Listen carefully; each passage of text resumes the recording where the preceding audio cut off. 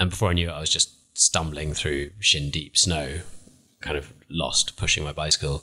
The sensation was just receding from my fingertips. My feet felt like a pair of ice blocks kind of slotted into the tops of my wellies. I felt like I was walking on the sort of stumps of my ankles. And I genuinely thought I was going to die for the first time in my life.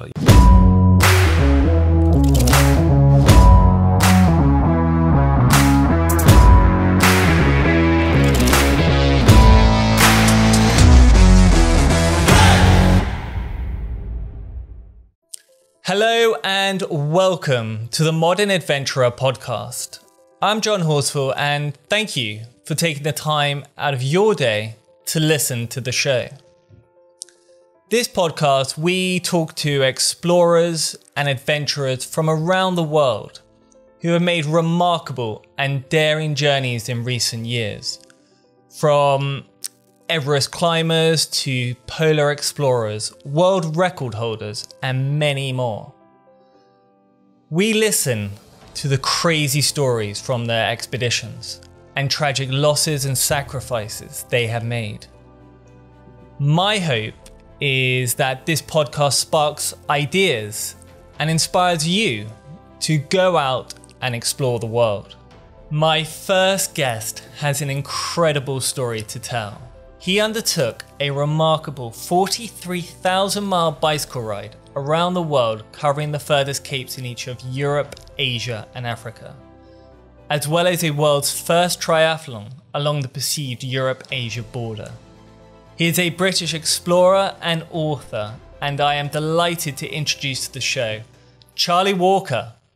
Hi. I first heard about you probably when you were doing your big cycling trip around the world. Can you tell us a bit about that trip? Sure. About how it sort of came about. How did it start? What was the sort of beginnings of it? When I, the first summer after graduating from university, I booked a flight into Beijing and a flight out of Ulaanbaatar in Mongolia.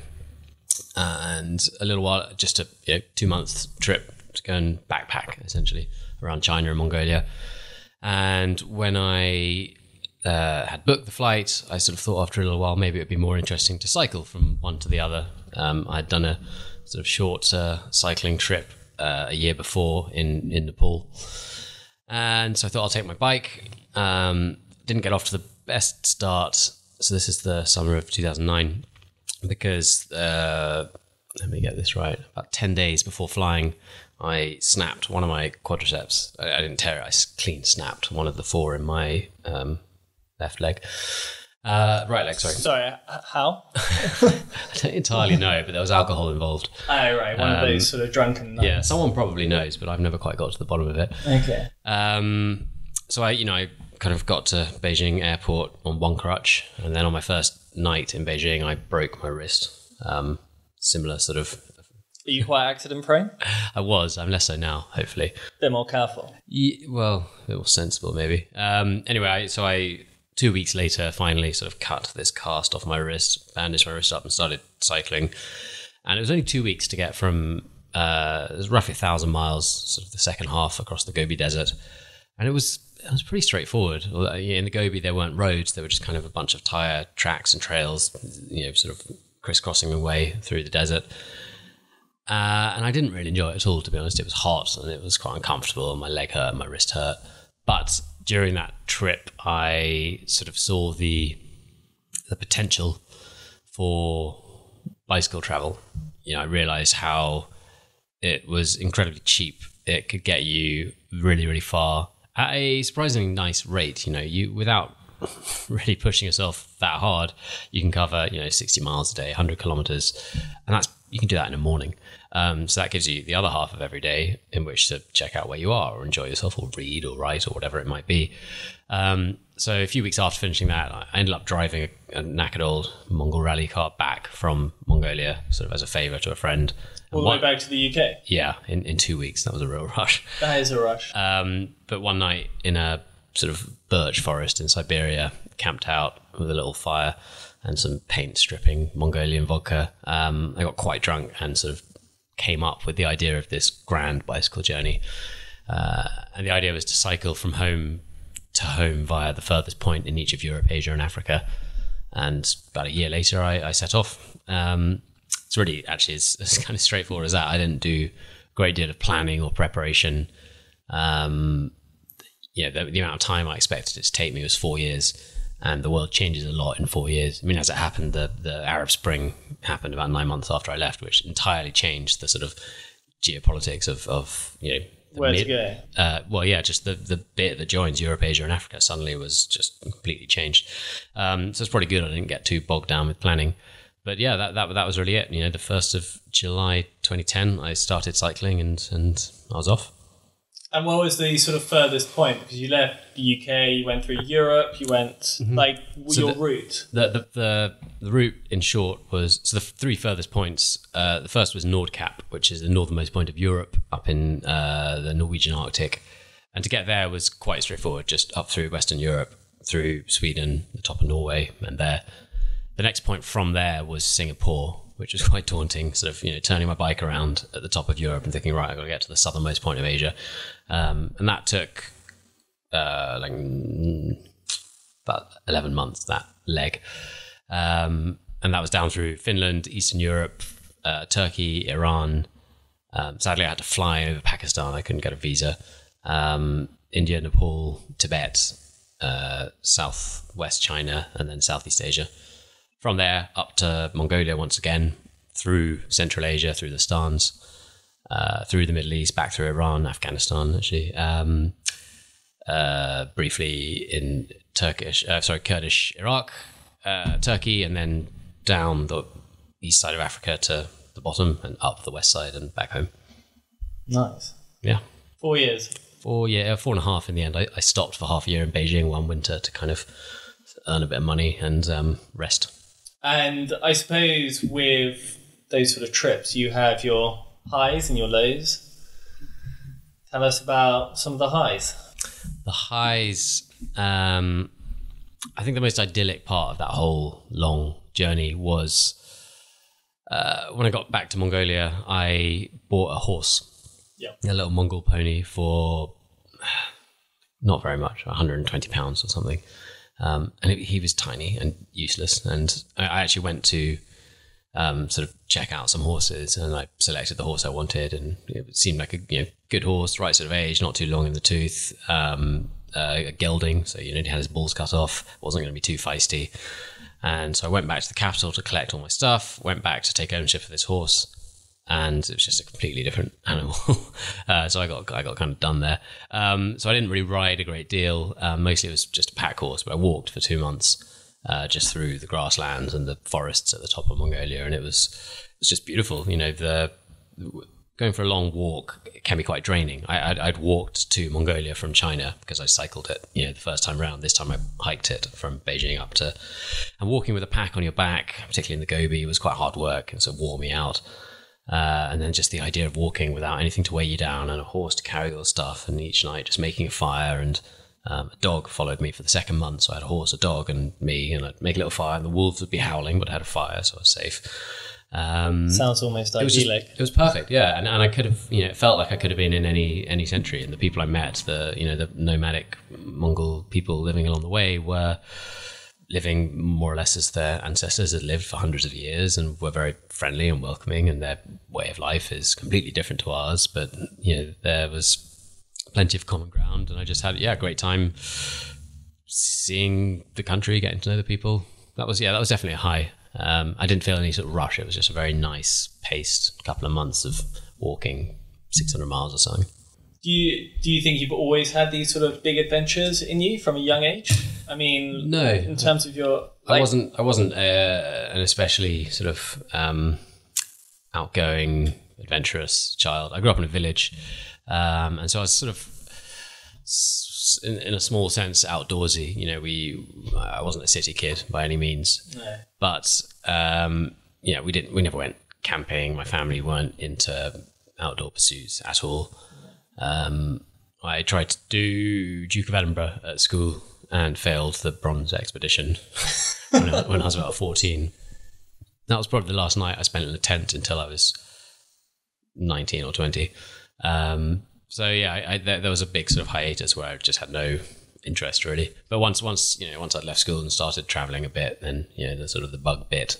It's quite funny because my sort of trip, like my memory of camping when I was younger, was once sort of being down and there was sort of almost like a storm in the night and the metal poles like smashed me in the head, and that's my only memory growing up of like proper camping. And then sort of when I got into it, I suppose you almost go with a sort of naive expectation. You're just like, yeah, I'll be fine. It'll be great. Which is sort of like how I started as well. It's just this almost naive, let's just see what happens. Take each day as it comes and work from there. Yeah. Was that the sort of mentality you had, do you think? Pretty much. I mean, there's a lot of hubris in how I sort of got into that big trip on the bicycle, for example, because I was sort of young and wanted to. There's definitely some ego in it, which I think is pretty much gone now. Now I know my own true ineptitude.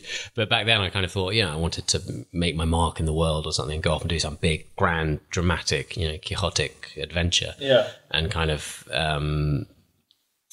see what I was capable of. And I thought it'd be all exciting and, romantic. And then very quickly, once it got going, I realized that much of this 4-year slog was going to be just day in, day out, schlepping along roads on bicycles and sleeping in sort of woodlands on the fringes of, villages.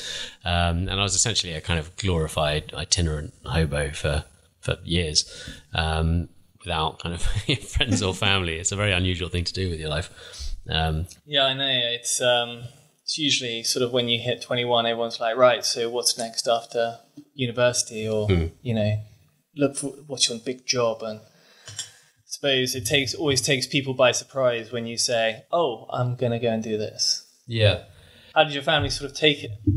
They were pretty understanding. I mean, by the time I decided to do that, I'd been getting slightly more intrepid each summer, going off and doing something. I've got 3 siblings, which probably made it a bit easier on my parents. Where are you, the youngest, oldest? I'm the third, so maybe it's classic middle child wanting to stand out. But no, they were. I think they seemed to get it. They knew that I wanted to be a writer, and that I wasn't just going off on a lark. I was wanting to travel and see and learn and experience things, and then to kind of relate those things via written word later, and with a blog along the way. And I think they kind of bought into it with some trepidation. Yeah, I think they always do. And of course, with these big trips, you have your ups, you also have your downs. Mm-hmm. Are there many that you can recount? Yeah. After the 4.5 years? I mean, the worst was probably about 6 months in. I found myself cycling up onto the Tibetan plateau. But it was mid-January. And so, I mean, when I left Kashgar in China, in Xinjiang province, to start cycling kind of south across the western tip of the Taklamakan and then up into the mountains, it was minus 33 in Xinjiang. I didn't have any specialist gear really. I had a sort of a half decent sleeping bag, a sort of winter sleeping bag that I picked up in Kathmandu, but not up to that standard.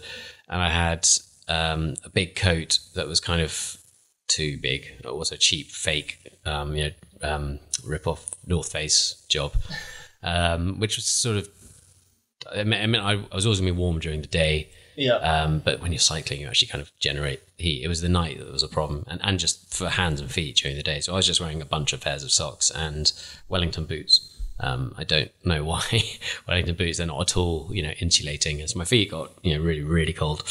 And my hands with not good quality gloves. I mean, I got frostbitten in the end.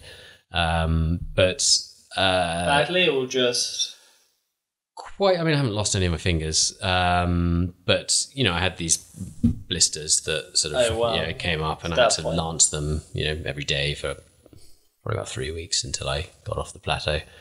And they were just absolute agony. The tips of the fingers were dead, but I haven't had to cut anything off. They are more sensitive to cold temperatures now, and I get sort of pins and needles more often. But there was one particular sort of blizzard that I got sort of lost in. And this road I'm following is, I believe it's now paved, but this is 9 years ago, and it was really, really not. Yeah, it was, and I think probably still is, one of the most remote and least travelled roads in the world. The western sort of gateway to Tibet. Or on a good day, there'd be a vehicle going one way or the other, but often there were 2 or 3 days with no vehicles at all. And I wasn't allowed to be up there either. Like, I cut a hole in a Chinese military base fence and snuck in to get into Tibet because I didn't have permits to travel there. You can't travel independently there on a bicycle. So I was having to hide the whole time, and I couldn't get enough food. So in the month, 6 weeks that I was up there, my body weight dropped by 25%, which is quite a lot. Whoa.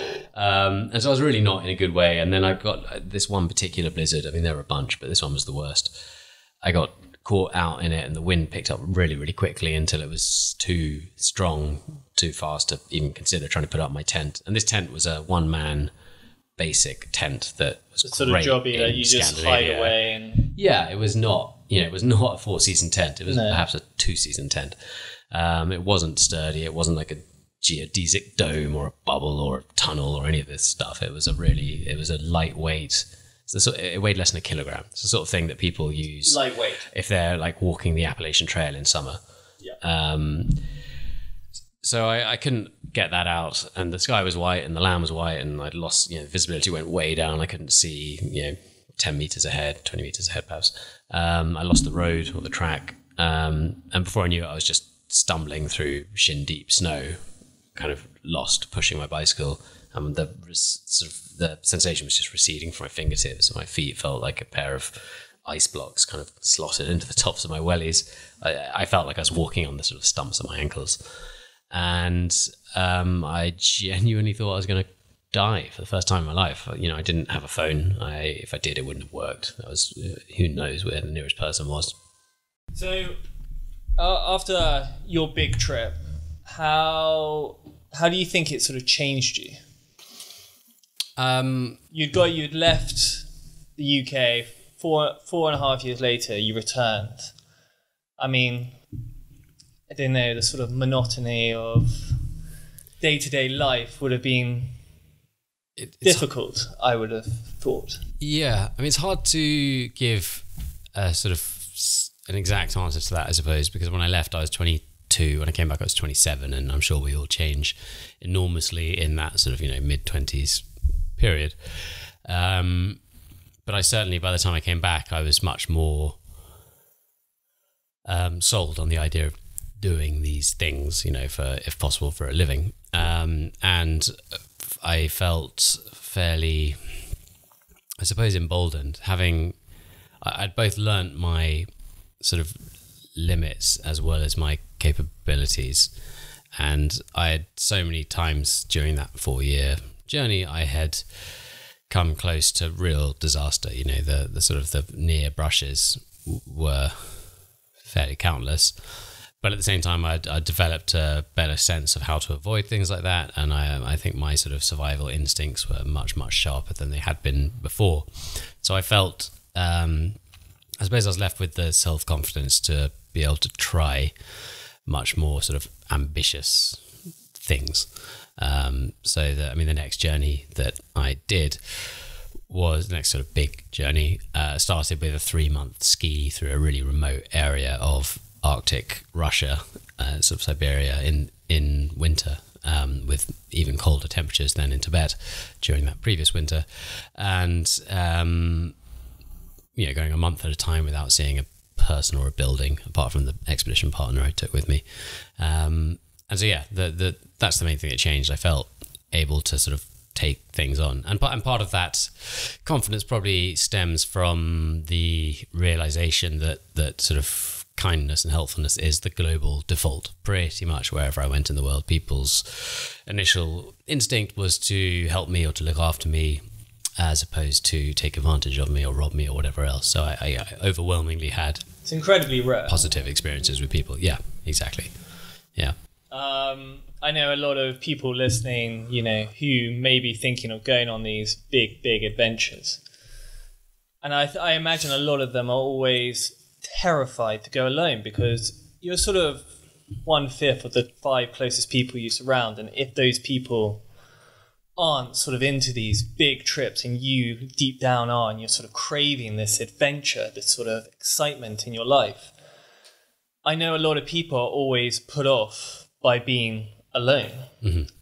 So, I mean, speaking from experience, it is always the 99% who are good. It's always the rare who are the ones you hear about, I always find. Would you say that's the same in your trips? I mean, absolutely. And 1%, it's much less than that even. Yeah, I almost that. And going, traveling with someone is fantastic. You have a friend, a companion, a confidant. You have someone to share the bad times as well as the good, obviously. But going by oneself is a lot more formative. Not just do you get approached more, are more approachable by people wherever you happen to be traveling to. Just being by yourself, you appear vulnerable, and that brings out the kindness, the good nature in people, broadly speaking. But also you have all that time in your head, and you can't default to, comfortable, familiar company. You're forced to put yourself out there to try and sort of integrate more into wherever you are. You pick up more language. And yet, like you said, there's so few people who are trying to do any harm. I mean, they're out there, and over the years I've been, spat at and stoned and beaten and had guns pointed at me and knives held to my throat, and these things can happen. Yeah. But those are, like a couple of dozen encounters out of tens of thousands. So they are absolutely not the rule. They're the exception that proves the rule. Absolutely. And out of all the sort of countries, did you have a particular favorite? You sort of seem to spend a lot of time around sort of Mongolia. Yeah, Mongolia I love. It's so ripe for adventure. It's just a sort of mass wilderness. Well, it's the most sparsely populated country on earth. It's bigger than Spain, France and Germany combined, but they have just over 3 million people, roughly half of whom live in the capital. And the countryside just has no fences. It's boundless. So you're boundaryless. So you can just go through desert and forest and steppe and mountain and, just this huge wilderness, and you can just roam wherever you want. So that's fantastic. I also love Iran. I've spent a fair amount of time in Iran, and it's, besides being genuinely the friendliest place I've ever been to, you've been, it's exhausting and overwhelming and wonderful how often and how tirelessly people will throw their kindness upon you.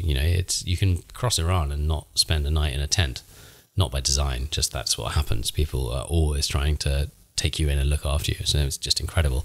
And the history of the country is really interesting, and as well as the modern, history. It's a very, very ancient, fascinating, and yet troubled place. So I really, really enjoyed time in Iran.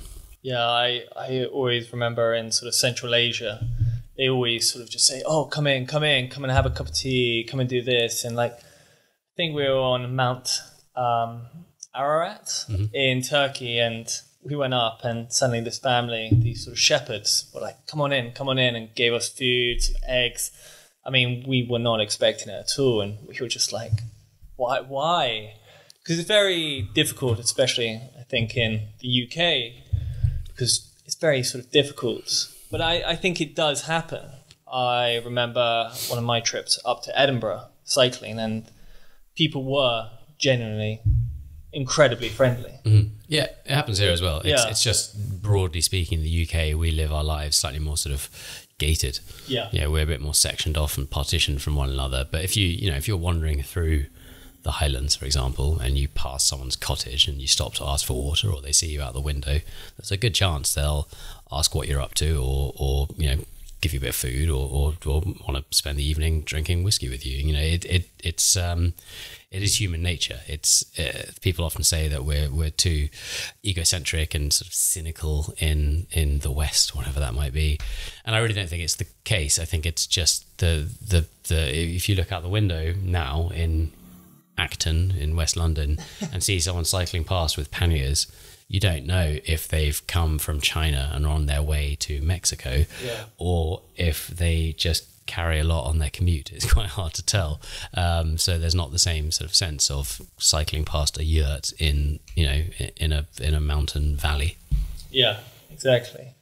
And you also did this World First Triathlon across, the perceived border of Asia and Europe.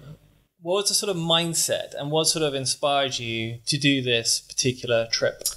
The impetus for that trip was the I think spurious idea of a continental divide between Europe and Asia, because it doesn't take a genius to look at a map and realize that Europe and Asia are one continent, and it's not a problem to have different regions of a landmass given different names. You know, you can refer to the Indian subcontinent, but there's this particular gravity that is given to the respective ideas of Europe and Asia by Europeans, really, frankly. And this goes back 2,500 years, like all the way back to the ancient Greeks, who thought that Asians were barbarians.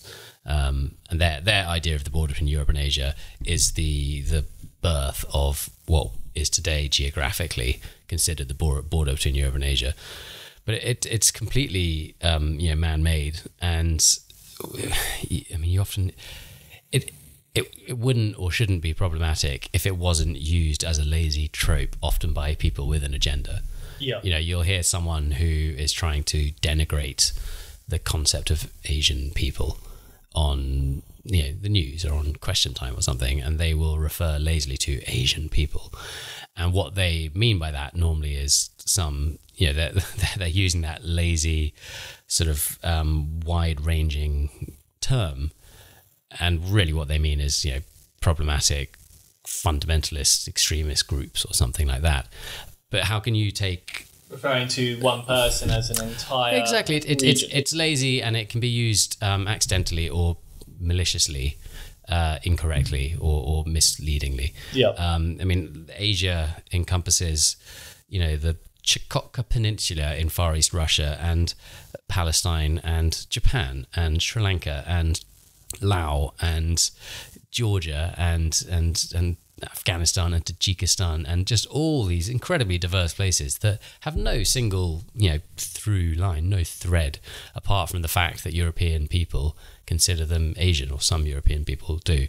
And I always thought that was a sort of a problem. So the trip came fundamentally from that, but my idea was to travel the length of this perceived divide, which is about 5,000 miles, and ask people living along that border what they thought of the border, if anything, or even if they were aware of it.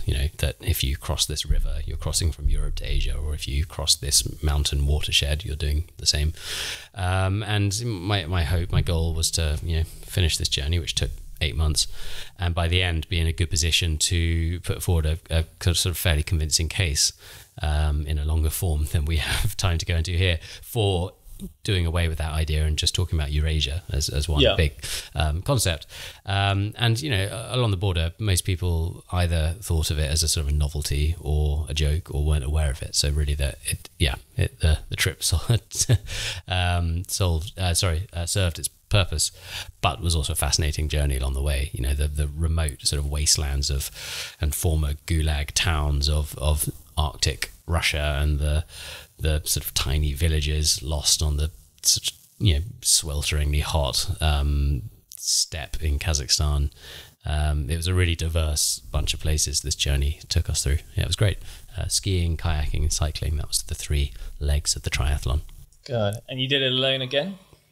No, I did it with an American sort of ski mountaineer, Callie Morgino, who I met in Tajikistan when I was on that previous bicycle journey. She was also cycling across Asia the other direction. So the two of us just about didn't kill each other for the 8 months of one-on-one. Yeah. God.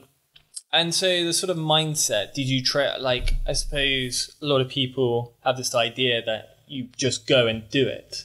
Is that how it works, or do you train for it? I'm not a big one for training or preparation, really. I mean, for that journey, I don't ski. I'm not someone who knows how to ski. But ski touring is really, it's ski trekking. It's just walking on skis. You know, yeah. I have all the skills it requires to walk to the South Pole on skis. But then again, so does anyone who can walk, which I appreciate isn't everyone. But then all sorts of people with different, disabilities have got themselves to the South Pole, for example. But this journey was quite straightforward. Ski, walk on skis, and then kayak. Paddling is very straightforward. You can't really go wrong. And then cycling. And I've been riding a bike since I was 3 or something. So yeah, there was no real prep. I'm actually not.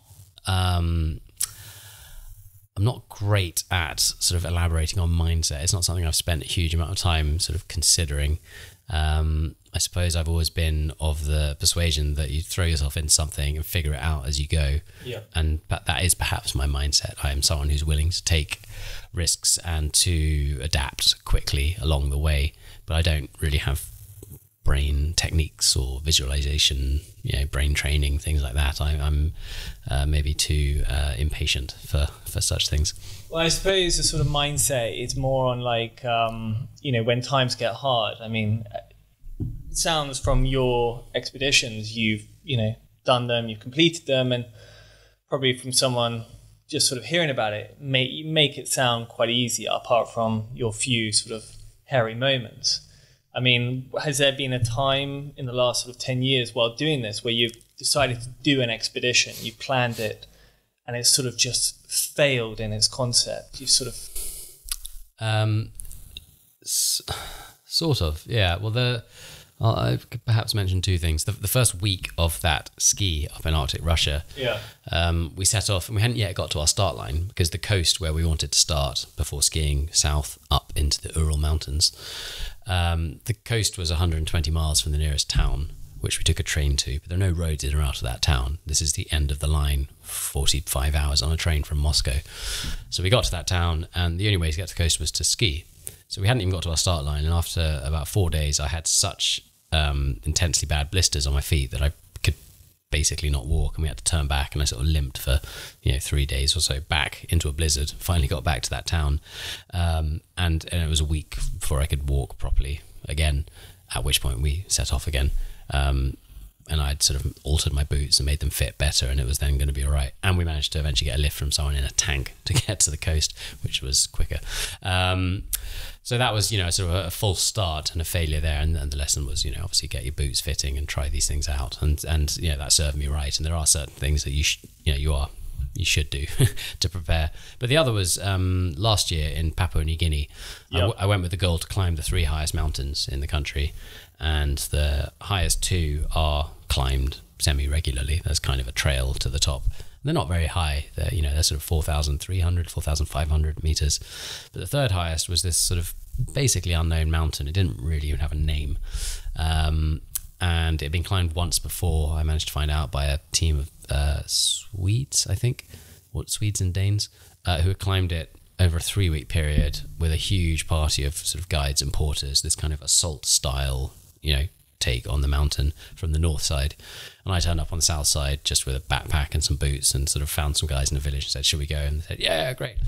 And after 3 or 4 days of walking, I was so beat up by the jungle, so covered in leech bites, so worn out, so washed out by the monsoon, and just cut and scratched everywhere. My palms were covered in, every time I slipped, which I was doing all the time, every few minutes, I'd reach out and grab something and it was inevitably covered in thorns. So I was just completely ragged. And we got sort of as far as we could go before we'd have to start literally cutting a trail through the jungle. The footpaths ran out, at which point, with hindsight, thankfully, the kind of couple of guys who I took with me said, right, well, any higher than here, I'd say we were probably 2 days from the top. any higher than here, and the spirits don't like us going there, so let's go back.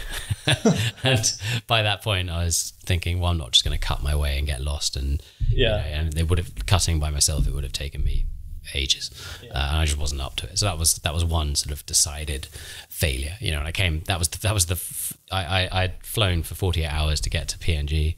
I spent one night in a sort of guest house on arrival, and then went straight to this village and started climbing this mountain. I was pale. I'd broken my foot about 7 weeks earlier. No, 10 weeks earlier perhaps, but I was not in good shape at all, and I was happy with hindsight to sort of write that off as a lesson. And the other two mountains I got up much easier, and then when it came to a bit later in that journey, much more intense, dense, remote jungle, I was much better prepared than I would have been without that sort of. I think learning through failure is always quite important. So this is the part of the show where we ask every guest the same 5 questions. Quickfire questions. On your trips, what's the most bizarre thing that you crave or miss while you're on these expeditions around the world? I can't think of anything bizarre, but chairs. When you're out in the wild, you spend so long sitting on your ass on the floor, eating with your head next to your feet, and I've maybe it's a sign of age. I just long for a stool or a chair, and it sounds insane because you're out in these wonderful places, and no one's going to bring a chair. But I've particularly with the bicycle, for years I was just sitting in a tent all hunched over, eating my dinner each night and my breakfast each morning, and I love the concept of a chair and a table. It's incredibly vanilla. It's not very bizarre. But on any of these given trips, if I could have some sort of magic weightless item that was inexhaustible, I wouldn't take good red wine or chocolate or cheese or whatever. I'd take a chair. What was your favorite adventure book growing up? There's a travel writer called Redmond O'Hanlon. He's a sort of Oxford don and an ornithologist, and he is the total antithesis of what we think of as the kind of Victorian bearded explorer adventurer type. He is this kind of bumbling grey mutton chopped academic from the dreaming spires of Oxford who knows all about birds and is totally inept and out of shape and physically unable, but his books are the funniest things I've read, while at the same time being fascinating, impressive journeys. In particular, Congo Journey. It's not a great title in my opinion, but the book is fantastic. He goes in the 90s to what is now the Republic of Congo, but back then was the Marxist-Leninist People's Republic of Congo. And he goes with some mad Congolese zoologist in search of a cryptosaur, essentially a Congo's Loch Ness monster at some remote lake deep in the jungle. And he just loses his mind throughout that journey. It slowly kind of goes mad, and it's so funny, so intrepid. And I love that he's not the archetypal, explorer. I think it's great. Did you have an inspirational figure growing up? I read it, I suppose, because he's the first explorer I was introduced to or came across was Ranulph Fiennes. He came to talk at my school when I was about 8. And I just remember this kind of mad man with no fingers talking about walking around some big, cold, icy place and thinking that he was, insane and funny and impressive. And so I suppose that's kind of my earliest memory of someone doing these sorts of things. Yeah, I think Ranulph Fiennes would probably be a big one growing up. And what is your favorite travel or motivational quote? Or motivational quote? Benedict Allen once wrote, if you go with a map, all you'll come back with is a more detailed version of that same map, which in essence means, just don't bring your ideas to impose on a place. If you go with as open a mind as possible, you'll come back with so much more rather than going with your preconceived idea of some place and trying to sort of mold it into what you already know. And I think that's great. Also, I've often just not had a map by lack of preparation, and that's been quite good. I think my first trip, everyone thought I was mad because I just basically woke up each morning and was like, right, west is that way. Yeah, that looks like a road. Wake up each morning and not want to cycle into the sun, so just go west. Just go west. A lot of people listening are always keen to go on these big trips and grand adventures. What's the one thing you would recommend to get them started? I suppose start small. I mean, unless you feel bold enough to just take on some massive journey, some big challenge, you don't need to do that. Start small, and that might just be, turning up to some weird and wonderful place and going for a long walk, or for, it depends on everyone's kind of scope of experience, but it could just be going for a short hike and a camp, around where you live, or going, just doing something new, really. Yeah. I don't think people need to get to...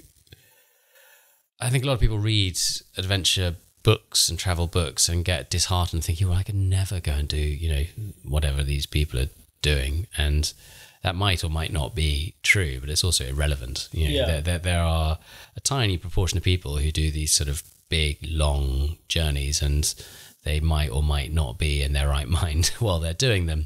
But they're all the same sort of things, all the same benefits that you can get from those journeys are also to be had just from doing shorter things. Yeah, I mean, your trip or your triathlon, you're not a triathlete, are you? Mm-mm.